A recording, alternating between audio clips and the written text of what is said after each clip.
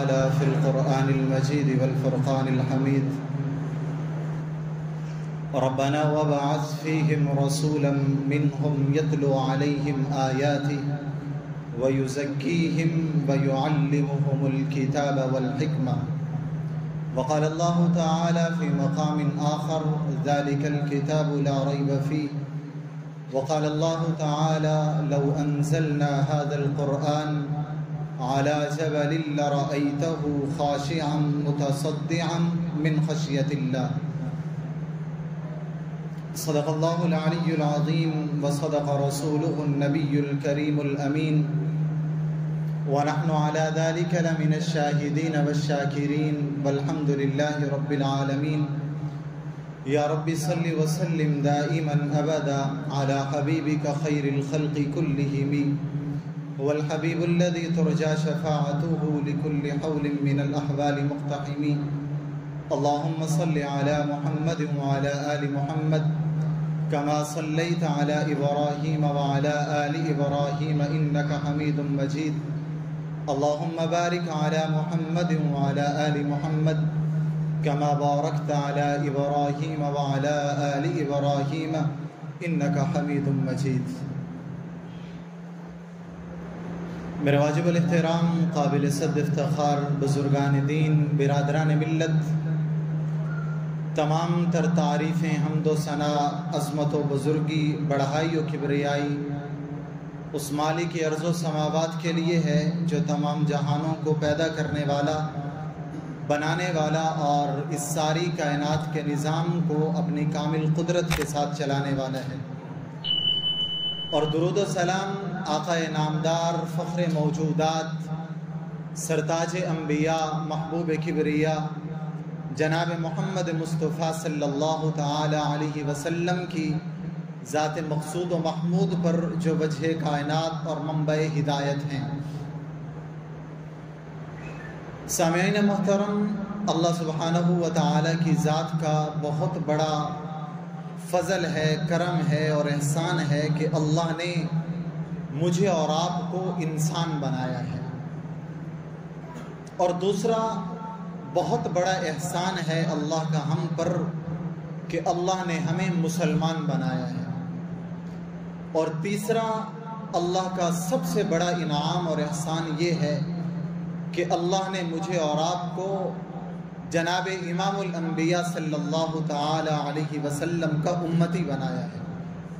اللہ تعالیٰ نے جب اس کائنات کو تخلیق کیا اور بنانے کا ارادہ کیا تو سب سے پہلے اللہ تعالیٰ نے روحوں کو وجود بخشا، روحوں کو پیدا کیا، اور جب ساری کائنات کی روحوں کو بنایا اس کے اندر جانوروں کی روحیں بھی شامل تھیں، جنات کی روحیں بھی شامل تھیں، فرشتوں کی روحیں بھی شامل تھیں، انسانوں کی روحیں بھی شامل تھیں، تو اللہ تعالیٰ نے ان ساری روحوں میں سے حضرت آدم علیہ السلام سے لے کر قیامت کی صبح تک آنے والے تمام انسانوں کی روحوں کو پہلے چنا، اور ان کو چن کر اللہ نے علیحدہ کیا، بقیہ روحوں کو ایک طرف کر دیا۔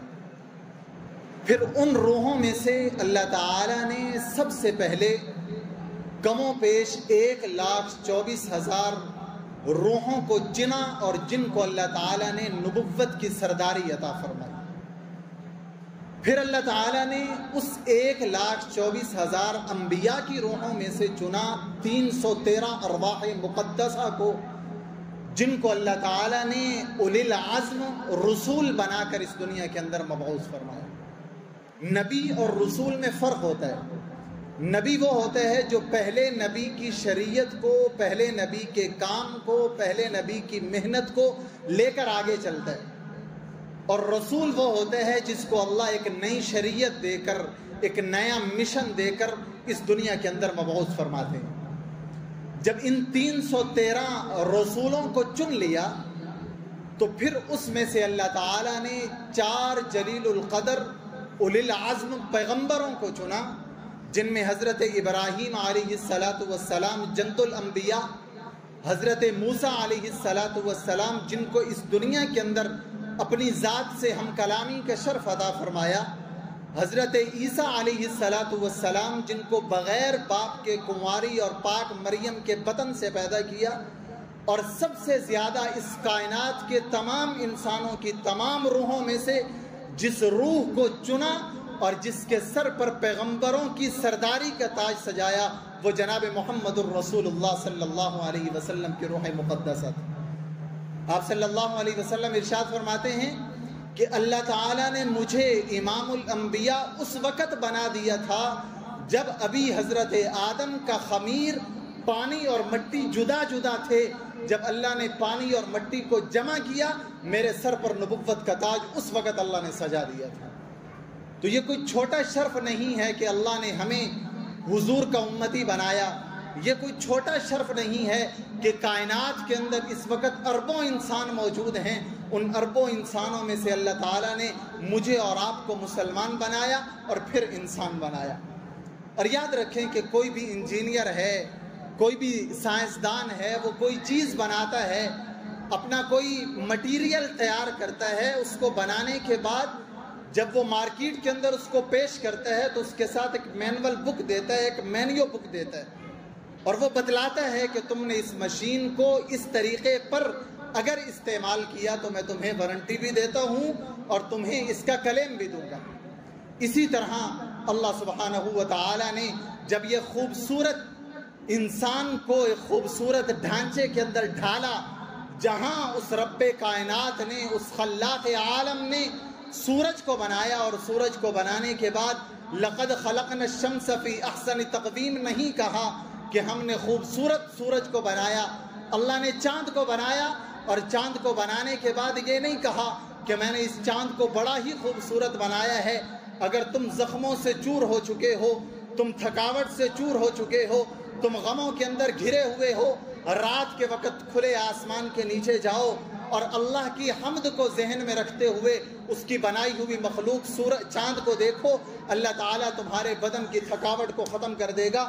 اس چاند کو بنانے کے بعد بھی اللہ نے یہ نہیں کہا کہ ہاں میں نے اس چاند کو خوبصورت بنایا ہے۔ اللہ تعالیٰ نے فرشتوں کو وجود بخشا، اللہ تعالیٰ نے جنات کو وجود بخشا، لیکن کسی بھی مخلوق کو بنانے کے بعد میرے اور آپ کے خالق نے یہ نہیں کہا کہ ہاں میں نے اس مخلوق کو خوبصورت بنایا ہے۔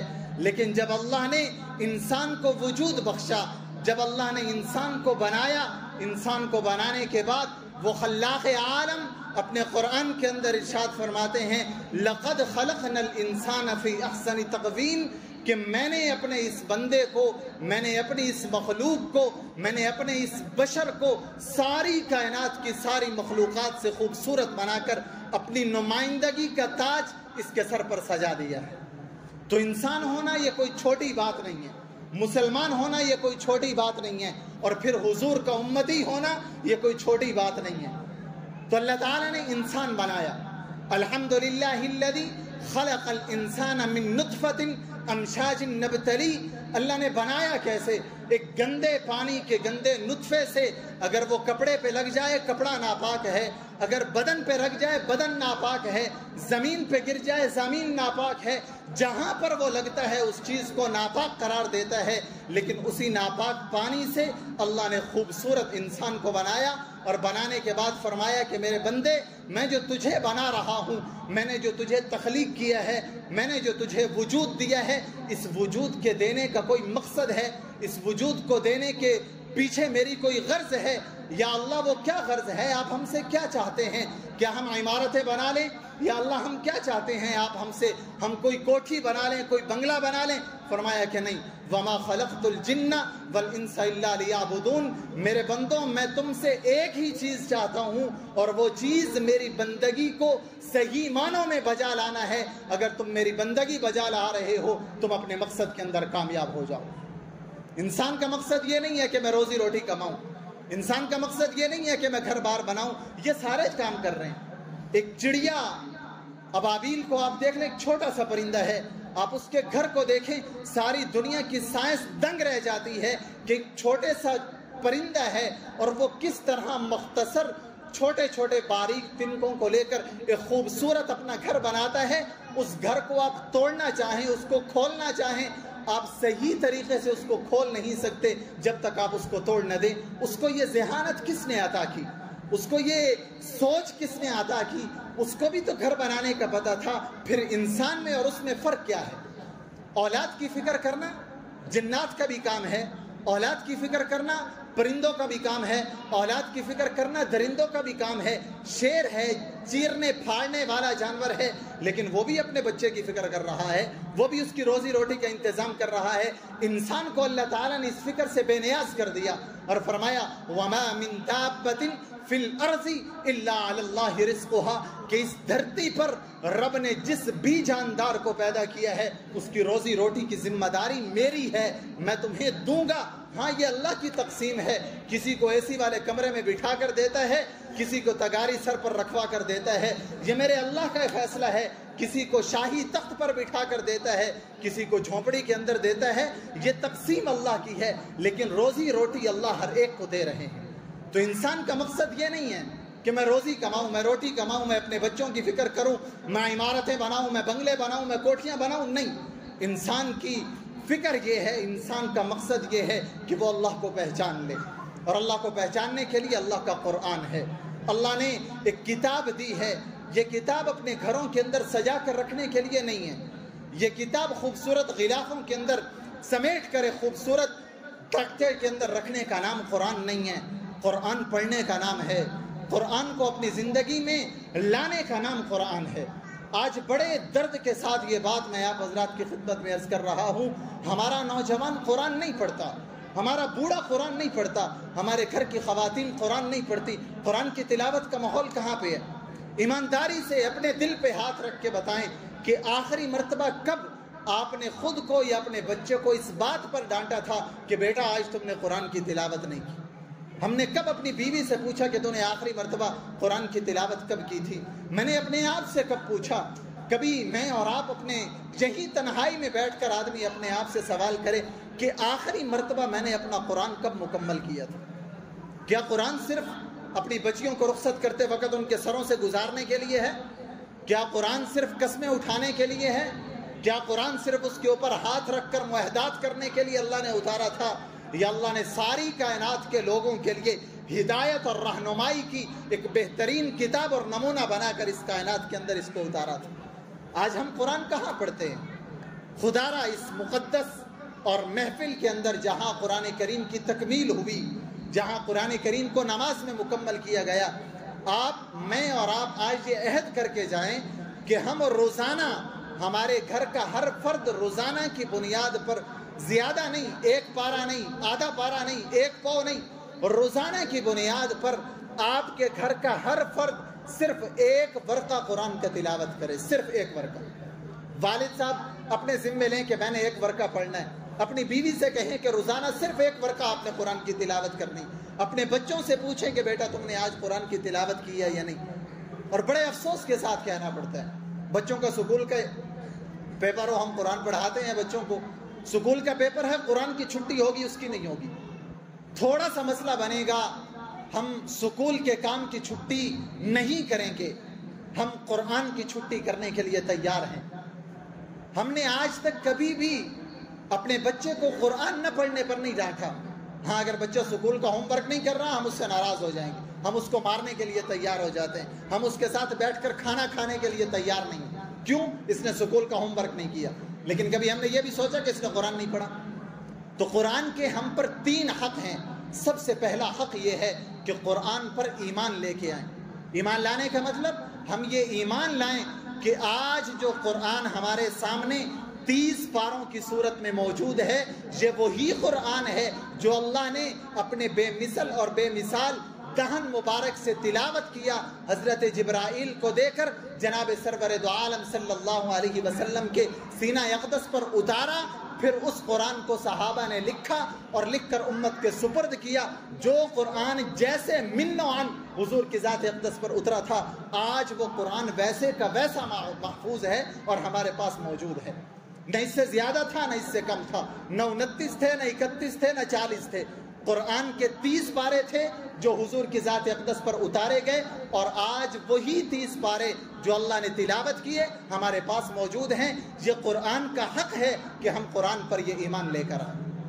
اور دوسرا قرآن کا حق یہ ہے کہ ہم قرآن کی تلاوت کریں، قرآن کے ساتھ تعلق قائم کریں، خدا را قرآن کو پڑھنا شروع کریں۔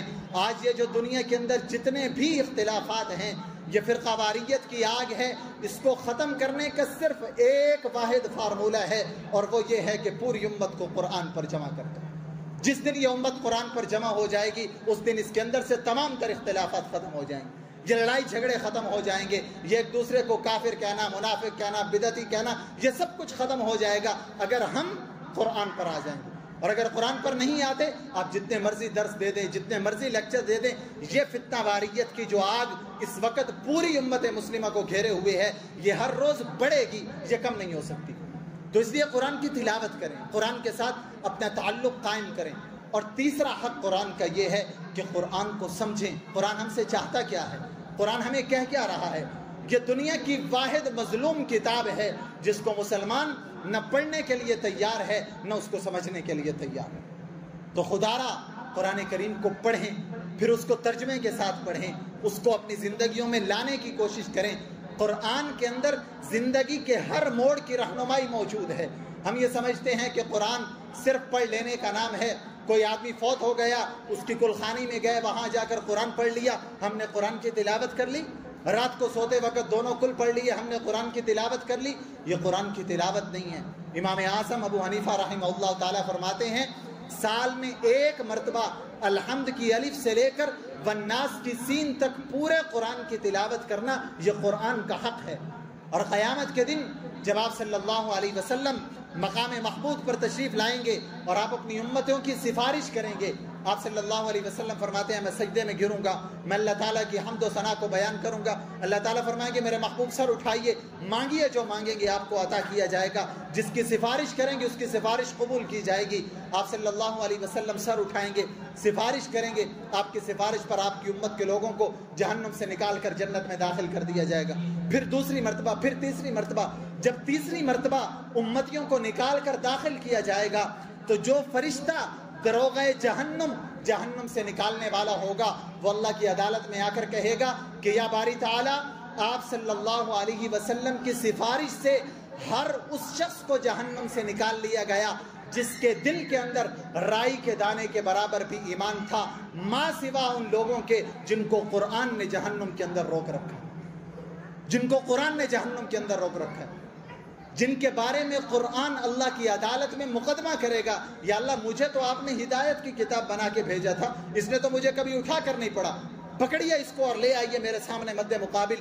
آج میرے سامنے ایک وکیل کھڑا ہو جائے، ہم اس عدالت کے اندر کیس نہیں جیت سکتے، اللہ کی بے مثل اور بے مثال عدالت کے اندر جہاں انسان کا مد مقابل وکیل بن کر رب کا قرآن کھڑا ہوگا، وہاں میں اور آپ کیا جواب دیں گے؟ اس لیے خدا را قرآن کے ساتھ اپنا تعلق قائم کریں، قرآن کو پڑھیں۔ ہمارے گھر کے اندر ہم مدرسے سے جا کر بچوں کو لے آتے ہیں، آئیں ہمارے گھر کے اندر قرآن پڑھیں، ہمارے گھر کے اندر برکت ہوگی۔ کیا مدرسے کے بچوں سے قرآن گھر میں پڑھوانے سے برکت ہوتی ہے؟ میرے اور آپ کے قرآن پڑھنے سے گھر میں برکت نہیں ہوتی؟ کیا ہم دوسروں کے سہارے پوری زندگی جیتیں گے؟ کبھی ہم نے یہ بھی سوچا کہ جائے فلاں کا بیٹا ڈاکٹر بن گیا ہے، مجھے اپنے بچوں کو پڑھانے کی کیا ضرورت ہے؟ فلاں کا بیٹا انجینئر بن گیا ہے، مجھے انجینئر بنانے کی کیا ضرورت ہے؟ دنیا کے معاملات میں ہم آگے بڑھنے کی کوشش کرتے ہیں اور دین کے معاملات میں کہتے ہیں جی ٹھیک ہے کام چل جائے گا ہمارا۔ خدا را کم سے کم اپنی اولاد کو دین کی اتنی تربیت دیں کہ ہمارے اس دنیا سے رخصت ہونے کے بعد ہماری چارپائی کے سامنے کھڑے ہو کر جو شخص جنازہ پڑھا رہا ہو وہ میری اپنی اولاد میں سے ہو۔ کم سے کم ہم اتنی تربیت اپنی اولاد کی کریں۔ ہم نے یہ تقسیم کر دیا ہے، یہ سارے کام علماء کریں گے، ٹھیک ہے، وہ اپنی ذمہ داری بحسن خوبی ادا کر رہے ہیں۔ اس وقت کائنات کے اندر کوئی ایک محکمہ ایسا نہیں ہے جو اپنے کام کو صحیح منہج پر ادا کر رہا ہو سوائے علماء کرام کے اور حفاظ کے جو قرآن کی اور دین کی خدمت کر رہے ہیں۔ لیکن ٹھیک ہے، وہ اپنی جگہ کام کریں گے، میں نے اپنے آنے والی زندگی کے لیے کیا ذخیرہ بنایا؟ کیا میرا بچہ مجھے قرآن پڑھ کر بخشنے کے قابل بھی نہ ہو؟ کیا میں نے کبھی سوچا کہ کم سے کم میں اپنی اولاد کو اس قابل تو بنا دوں نا کہ جب میں قبر کے اندر پڑا ہوں تو میرا بیٹا قبر پر آ کر مجھے پڑھ کر اصالہ ثواب کر رہا ہوں۔ تو اس لیے میں جھنجھوڑنا چاہ رہا ہوں، خدا را اپنے آپ کو اور اپنی اولاد کو اس قابل بنائیں کہ ہمارا تعلق قرآن کے ساتھ ہو جائے، ہمارا تعلق قرآن کے ساتھ مضبوط ہو، ہم قرآن پر ایمان بھی لے کر آئیں، ہم قرآن کی تلاوت بھی کریں، اور ہم قرآن کو سمجھنے کی اور اس کو اپنی زندگیوں میں لانے کی بھی کوشش کریں۔ اللہ سبحانہ و تعالیٰ مجھے اور آپ کو قرآن کے ساتھ ایک کامل تعلق عطا فرمائے، اور ہمیں صحیح معنوں میں قرآن کو اپنی زندگیوں میں لانے کی اور اس پر عمل کرنے کی اللہ تعالیٰ ہم سب کو توفیق عطا فرمائے۔ وآخر دعوانا ان الحمدللہ رب العالمین۔ دعا کریں۔ اللہم لک الحمد کما ینبغی لجلال وجہک